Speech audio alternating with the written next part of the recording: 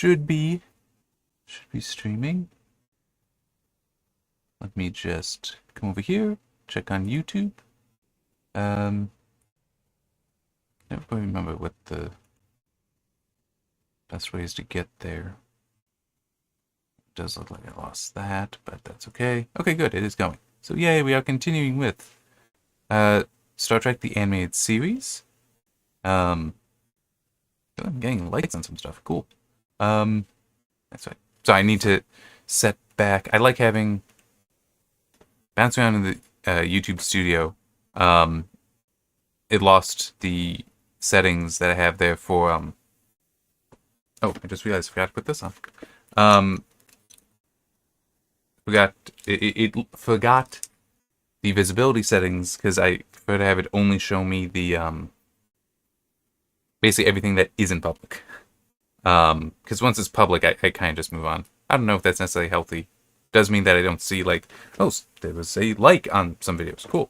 And yeah, it's actually funny. Actually, that video should already be live now, right? Hang on, let me quickly look. Hang on, look over here though. I think it is though,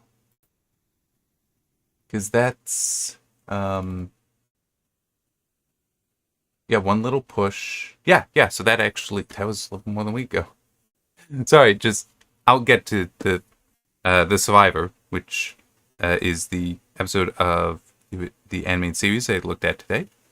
I'll just mention that in the latest run of assigned reading videos, working through this Reverse Omnibus, one of the stories in there actually brought up in the video. I don't think I will name it in the written review, but I actually brought up Kentucky Ballistics in that because it's a fun channel. It is about guns, so if you don't care for guns, then well, you probably won't care for the channel. But its host Scott, he's just very energetic, very passionate about all this, which is part of the reason why it is so fun to watch. But I brought it up in one of the books when reviewing one of the stories in the book, because like that's not the right gun. It's just like, I get why you're using that gun in that it's very recognizable, but it's not the right gun for the job. For multiple reasons, even. Okay, so let's get to this. So, the 5th episode produced, because I'm going in production order, not aired order. It aired 6th, 5th produced, though, as I said. The Survivor of Star Trek the Animated Series. It's an interesting one, in a few ways. One is that is well, it's a bit of a spoiler, so I guess I'll wait on that. It is one, though, that the reason why is a spoiler, but it is one that, yes, animated series has the advantage because you're free to whatever you can draw, which is practically anything you can imagine versus what you can mechanically build.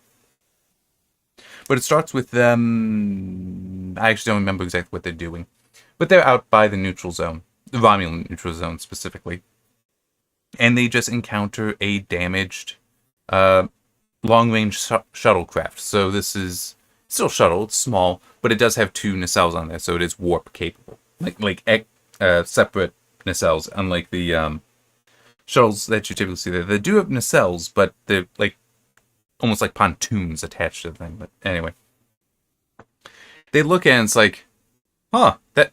Hang on, I'm just trying to remember. Yeah, I'm pretty sure it is. They look at that and like, oh, this looks like this ship that went missing 5 years ago. Okay, that's interesting. It's damaged by meteors. There's life sign on there. Cool. All right, let's help the person out because it is a Federation ship.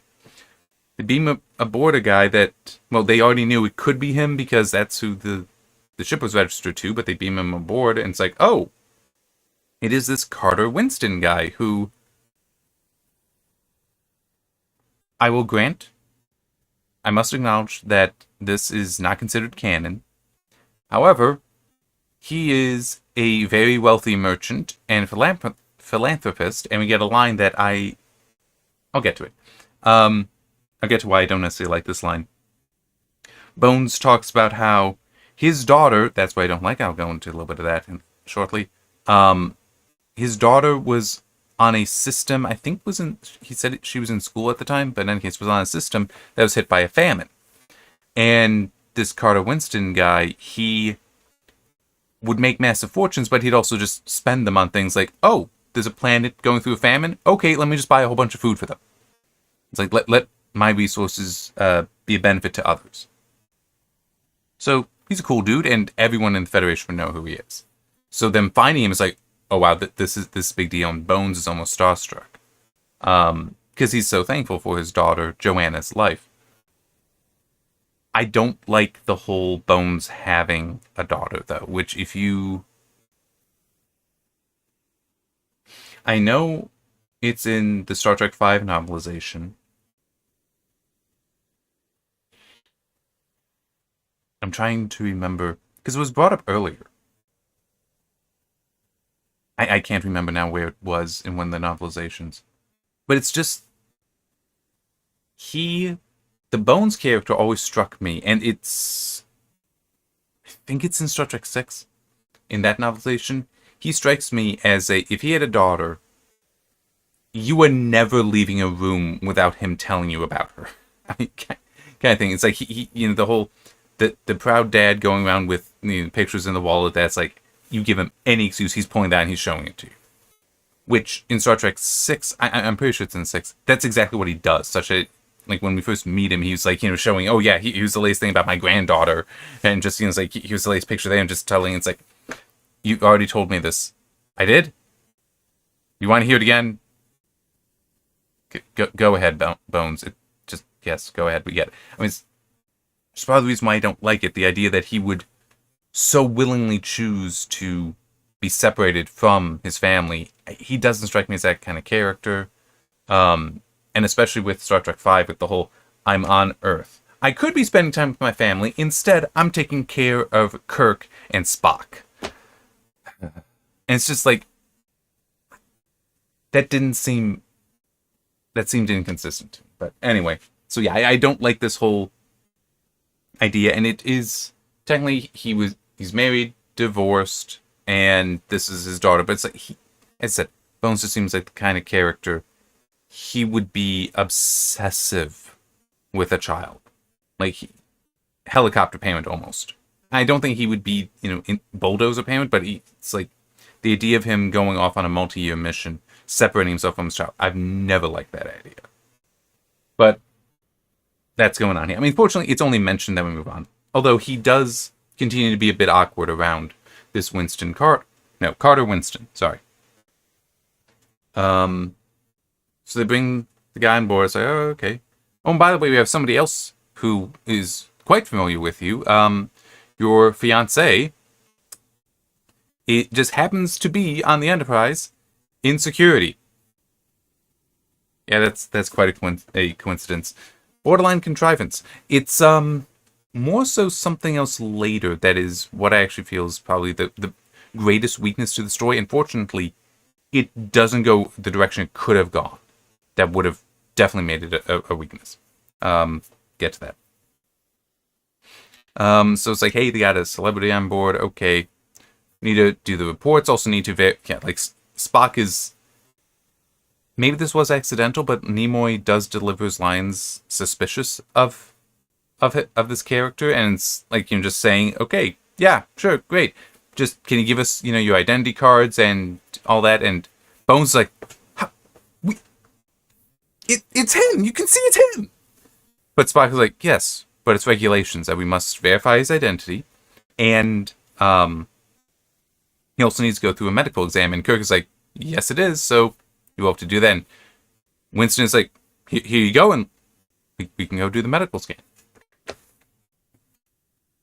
When he gets there, obviously it's Bones doing it, and he's scanning and notices that, something seems a little off. The paperwork all comes out fine. But it's like, something's a little weird here. It's like, anything to be concerned about?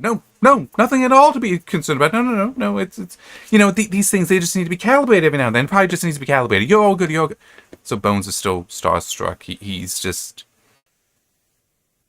He doesn't want to accept the idea that this might not be Winston. So he gets up, he leaves. And he also sees some of this fiancée, Anne, who I did look at the IMDb trivia. It's actually voiced by Nichelle Nichols, who does not appear or voice Uhura. We get a new character, Emrys, instead. that is actually that's on the far side over there, the red cat, the red cat lady, which I do wonder because in the Star Trek 3 novelization, there's a reference. Well, there's a species. There's a character who's a species that I'm pretty sure was described as feline, and they were a very successful space exploring species, but they never really colonized, so they still are kind of small population. You don't see them too much. That was in chapters that were like all take place prior to, well, nearly all prior to the start of the movie. But definitely interesting chapters. Anyway. But yeah, so Anne is there and sees him, and he is like just trying to. Winston's like, It's been years. I'm sorry. I always meant to come back. I really did, but I got in an accident. I needed skin grafts and everything, and fortunately, this alien species that I encountered was kind enough, good enough to help me.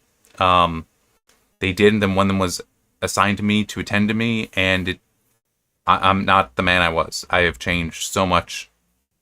This can't be a thing. Which she does not care for.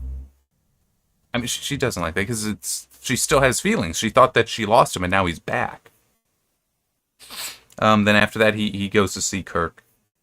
And now is when things are actually revealed, because Kirk is trying to just fill out paperwork, the mission report, the report on finding the guy.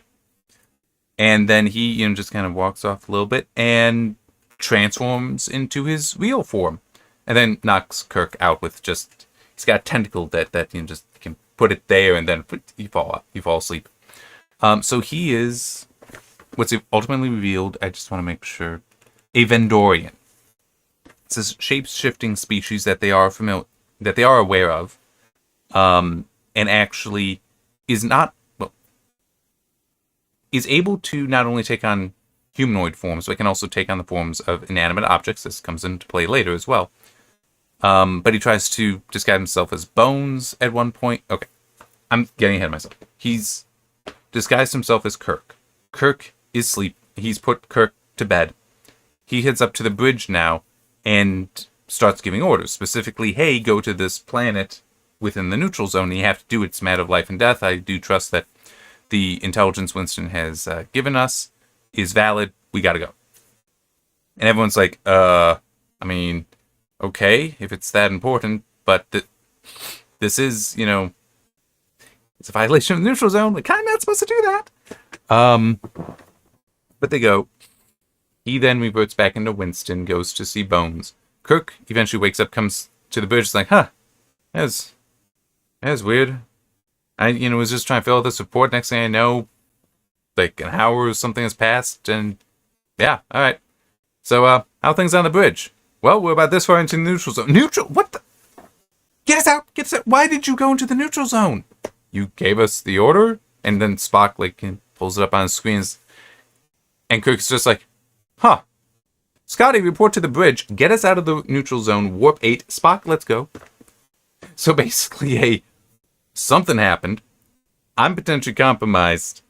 Scotty, you take over. I need to talk to Spock about this. And it's like, the funny thing is, I actually liked how that went, because it was just a very straight, I'm putting in the emotions, very straight, just, something's wrong here. I am potentially a threat to the ship. Spock, I need to talk to you about this, because science officer, best friend, all that kind of stuff, and first officer. But Scotty, take over so we can talk about this and go to see Bones. Because to Kirk, he just sees it as, I have no memory of doing this. It's insane to have done this. And, I thought I just blacked out or something. So it's like, he's just, okay, I'm a danger to the ship. I'm blacking out. I take me off the I had the word and then disappeared. It was like, gonna go see Bones, have a medical workup. This is when Winston has knocked out Bones. It's just the whole tentacle and it's not even to the neck. It's literally right there. Hides Bones, disguises himself as Bones, And then when Kirk arrives, why exactly he does this, by the way, I don't know. Why he's chosen to disguise himself as Bones, I don't know. It's convenient to the plot, though, I will grant that. Like, it makes sense for the plot. It doesn't make sense for the character necessarily. But anyway, he does that, talking with Bones. So Kirk and Spock arrive and talking to Bones, and it's like, yeah, it seems I'm blacking out, so I need a medical exam, Bones. And it's like, well, I have a lot of paperwork, so you have to come back later. And what was it? It was something like Spock made a comment about his efficiency, and it's like, yeah, I know. Sometimes not always that. And then Kirk and Spock are both aware that, wait, something's up, but they leave the room so they can talk and be like, that didn't seem like Bones, did it? No, it did not, sir. I was like, yeah, let's go back and then figure this out. Goes in. Bones is gone. Hears some noises, go into the lab. The real Bones is there. He's like, huh, guess just took a nap.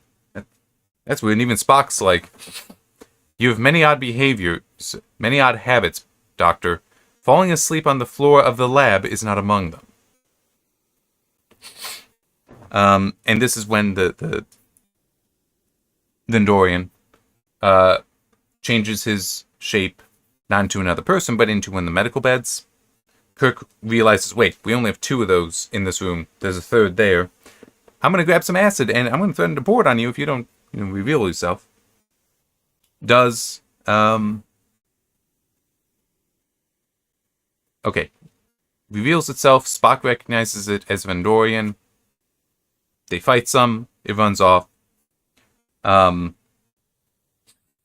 this is when, well, Spock gets on the intercom and is like, hey, intruder alert, Vendorian, shapeshifter, able to disguise itself, apprehend, all that. And it just happens to be Anne that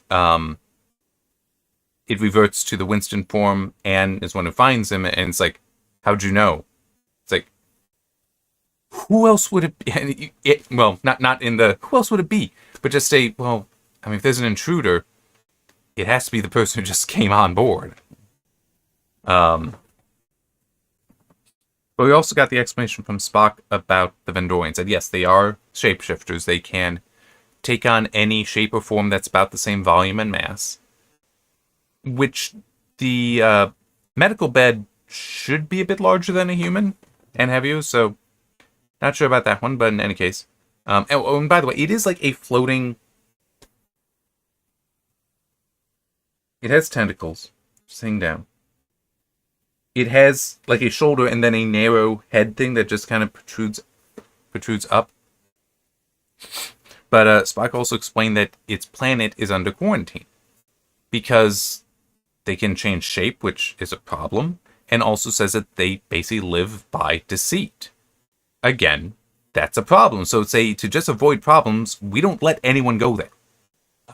Because if they get into the general Federation population, you got a whole bunch of problems. So kind of think if they were malicious,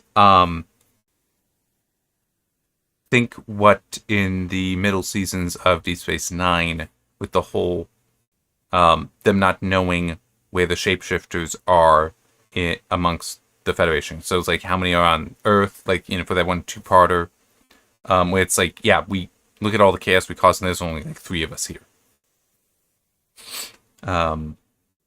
That also with the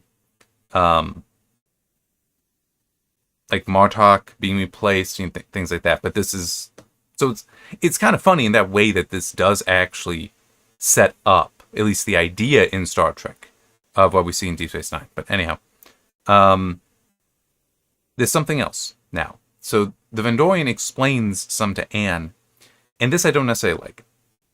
Explains some of the history that, yes, they did in fact encounter Winston. He was injured. They healed him. And this was the dude who was assigned to him to attend to him.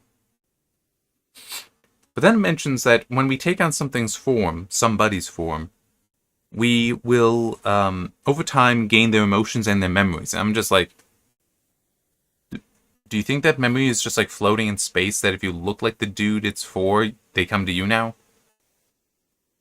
I don't like that. That's stupid. But him just, he's, Winston survived for about a year. So it's like, okay, just stick with that. That's how the Vendorian knows. Or have it be a, yes, I spoke with him, I learned from him. When I take on his form, though, and especially holding it for a long period of time, those start to incorporate into me. Those memories start to incorporate into me. And this is where we start getting something else, because Anne should fire on him. She has her phaser out, but doesn't. It's like, fine, it's hard to shoot somebody you love. I got it. But what else is being set up here, and again later, is that he is actually developing feelings for her. And it's like, with these scenes, I'm just like, I don't... Because it could turn to this whole, he's not going to get punished thing. That he has become Winston. Winston would never do this stuff, so obviously we're going to let him go. And I hate that idea. And that absolutely seems something that they would do in modern Star Trek. Or just any modern story. Where it's like, it doesn't matter that he's endangered the ship gravely. If he were Winston, would be considered a traitor. So it's like, this is very significant. You can't just be like, oh, but it's okay. But that's exactly how some people think. That's like, oh, but he's a good guy. It's like he's potentially going to lead to the deaths of hundreds of people and the capture of one of the few Constitution-class ships. I was trying to think of another. Starships. That's right. Starships that the Federation has. I mean, it's like, this is legitimately one of the more dangerous entities, and it's committed an act that is so potentially dangerous to the Federation. And you're just like, oh, but he's a good guy. We should let him go. Yeah, you're an idiot. But it's like that is how some modern writing is. Fortunately, it's not quite how it goes. Not quite. A little bit there, but not quite. And about this... Okay, he escapes from Anne, disguises himself as an engineering officer, goes in, rips out the deflector system, so that's a problem. And also sets up what is actually going on. It helps explain what's going on, because 2 Romulan ships arrive. By the way, they're using the D7 Klingon cruiser for that. So if you watch the original series, in the Enterprise incident, even though we had already seen a Romulan bird of prey, that model was lost. So when they did the Enterprise incident, they didn't have the Romulan model anymore, so they couldn't do anything to put that in again, and it's not like they could rebuild it and have it be accurate, so they decided, all right, we'll just use the Klingon ship model and try to say that, well, they're working together now, and the Romulans just, bought them. Yeah, so it's, a bit of work on there, and they keeping that in the animated series. All right. I mean, it's not great. It would have been nice if they were like, we're going to go back to the old one, since now we just need to paint it. According to the treaty, which this is not how it seemed to be set up previously, because they were in the neutral zone, the Enterprise is in the neutral zone, the ship can be confiscated by the Romulans, and the people arrested but to be turned over. So it's like, we return the people, but we keep the ship. Which, also one problem I have with that is, okay, yeah, you can say the Enterprise did violate the neutral zone, but what are these 2 Romulan cruisers doing there? They're also in the neutral zone. I mean, is it just, they responded to that? It's like, okay, but it's still, there's 2 there. So does that mean, because there's 1 more than the Enterprise, that the Federation could send in another to get parity there? I mean, it's like, what would... Yeah, it's kind of silly. But with this, Kirk realizes, oh, yeah, the Vendorian is a Romulan spy. Set this all up in order to have the ship be captured according to the treaty. However, he even notes that the whole use of technically any spy, but the use of a Vendorian is against the treaty, so no, we're not actually bound to it. And with the deflector down, though, there's not much they can do. But this is about when the second encounter between Anne and Winston, and he disappears again, manages to escape again. And what he does, and this is kind of neat, but I do also have some issues with it. Minor issues. The majority of the issues I have with the episode are minor. He is able to change himself into 1 deflector, so they have partial shields and are able to fire upon the Romulan ships, which it's kind of weird. Even Spock points out, why is he just leaving? Like, because there's two ships. They immobilize one, that it can be repaired, no casualties on board, but power system's knocked out, and the other one just leaves. And it's like, that's kind of weird. But I guess we're just supposed to assume that the expectation was the Enterprise would be captured whole. So why stay and fight and potentially damage it and have yourself be damaged? It's like, it'll just work itself out. The spy just will handle this. I could see being that, but it's kind of just and now they're gone. But the Enterprise manages to leave, and the Vendorian has had a change of heart. And it makes sense, the explanation given there. That's the whole, there's more of Winston in him than he thought. And so he can't hurt them. He can't cause them harm. He can't let harm come to Anne. Because Winston, set up with the whole spending his fortune to help the systems that were struck by famine. That's a quality that he now has. So, yeah, he can't harm them. Can't lead them into harm either. It also mentions, like, why did he do this to begin with? And this kind of doesn't agree with what we'd seen earlier. What was stated earlier, I should say.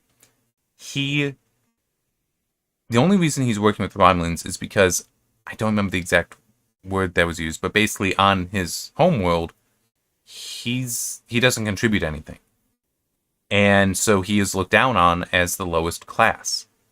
So when the Romulans came and offered him a job, it's like, yes, I will take that.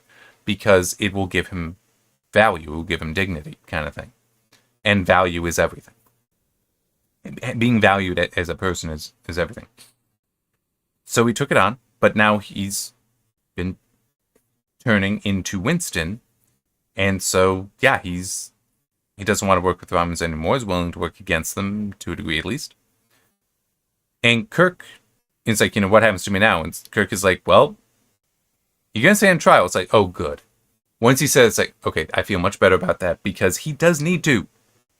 Although, well, yeah, he does need to stay on trial, but there is that aspect of the whole, he's not a Federation citizen, so. But anyway, Kirk does also say, though, you saved us. It's like, you did what needed to be done to save us. You put us into danger, but I'll make sure that is at your trial as well. That, I will testify to that effect. So that, hopefully they will go easy on you. You also need to understand that you're going to need to be on the guard now. It's like, yeah, I got that. And Anne asks, can I have that duty? Which it sounds like I'm pretty sure they did allow that, but I'm just thinking, she's emotionally compromised. It should be more of no, we're always going to have two people, because he can only impersonate one. We're always going to have two people on guard.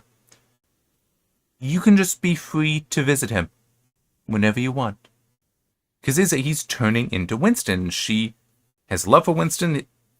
Winston's original love is forming within him. And even though he is this alien, and even brings this up with her, I'm not human. She's like, it's more about the person than the form. It's like, okay, I mean, it's a fine love story, but this isn't, okay, this is going to seem weird. I give this one a 3, a straight recommendation, because what issues I have with it, what complaints I have for it, they're not that strong. But while I do give this a straight recommendation, it's not a very strong one. Like, there are better 3s than this. But it's just one of those, I can't call it a weak, I don't think it's a weak recommendation. I don't think it has issues in it that should push it down to that. I do think a little bit of tightening up to the script.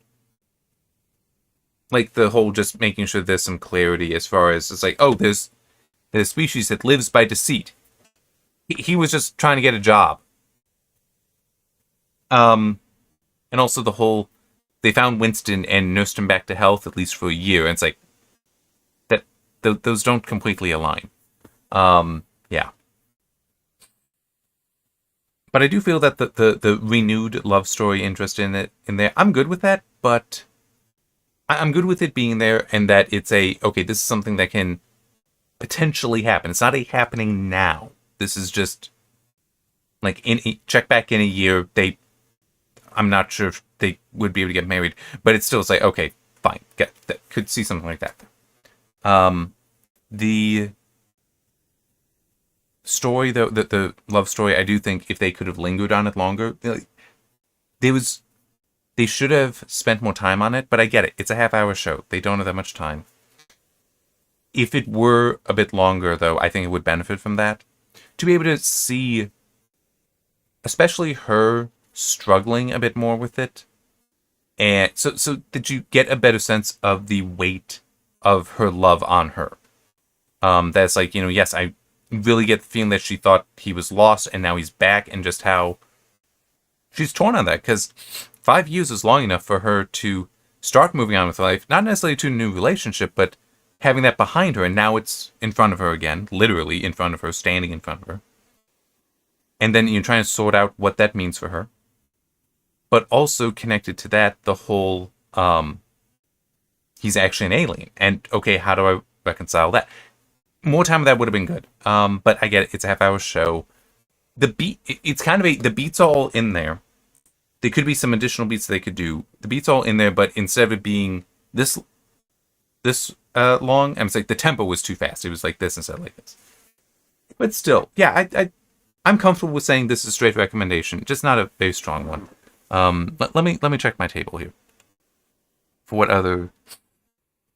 Okay, I gave More Tribbles, More Troubles, and The Infinite Vulcan, both threes. More Trouble, More Tribbles, I would definitely put ahead of this.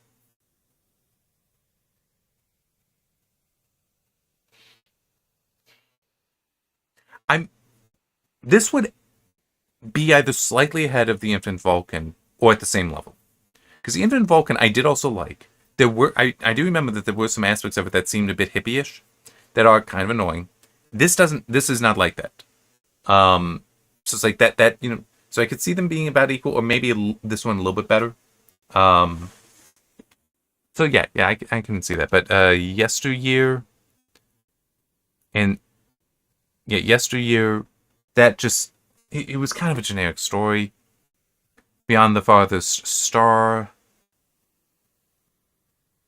that I think more so was just the some of the scientific inaccuracy stuff was annoying me, I think. What wasn't that? Okay, let me scroll back up. Yeah, no, did not feel a connection to it. This one, yeah, I felt a connection to this one. Not necessarily a very strong connection, but it was there. It was there. It was interesting. I was connected to it. And I should also mention this because if nothing else, it's funny. So they ended on a joke. Several of these are. Several of these are ending on a joke with the whole Bones and Spock are now on the bridge and they're talking. But what would it be like having this Vendorian on here who can impersonate any of them, but it is also, when he takes something's form, he gains their memories, gains their emotions, stuff like that. And as long as he's in that form, long as. And Bones is talking about how, just imagine how horrible it would be if there was a second Mr. Spock going around. And Spock responds with, yes, but if we had a second Dr. McCoy, then we might finally be up to medical standards. It's just like, yes. The Bones Spock relationship, it's a good one. It's one of those funny things that it's always the trio. It's always those three. But Bones is often the quietest of the three. But he is as important as Spock is to Kirk. But it is he speaks the least. So it is nice though when they do have him speaking, like at the end of this, where it is this is exactly the relationship that they have. So yeah, it was a fun joke. It was a fun joke. All right. I don't think I have anything else to mention. For this at least. Next is the Lorelei Signal, which is aired episode 4. And is production number 6. I'm just also looking because it's Because of how I'm watching this through Jellyfin, it's kind of funny. I have to go in and specifically select the episode because I'm not following the aired order, which is what it's assuming. But it's also kind of funny because like it thinks that the next episode should be the Magics of Megas 2. But before I get to that, because that's aired episode 8, episode 4 is next, then episode 3, then episode 10. So it'll jump up to that, and then 9. Oh my god, 9 is so much later. Oh my god, the production order and aired order are so radically different here. Ah, well, it is what it is, though. It is what it is. Alright, so yeah, next week will be the Lorelei signal. No idea what that is. I genuinely have no idea what that is. Yeah. Shall see you then. Just making sure I'm in the right spot to click to end this. Yeah. I wish that these streams were more interesting, but even as they are, it's giving me a reason to watch this show, and then I get to talk about it. Even if I'm alone, I still get to talk about it. Yay. Alright. See you next time.